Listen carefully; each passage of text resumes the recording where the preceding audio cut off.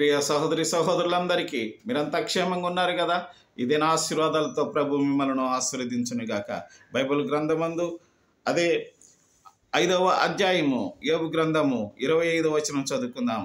మరియు నీ సంతానము విస్తారమగుననియు నీ కుటుంబీకులు భూమి మీద పచ్చిక వలె విస్తరించుననియు నీకు తెలియను. In English, you shall know also that your offspring shall be many and your descendants as the grass of the earth అని వ్రాయబడి ఉంది.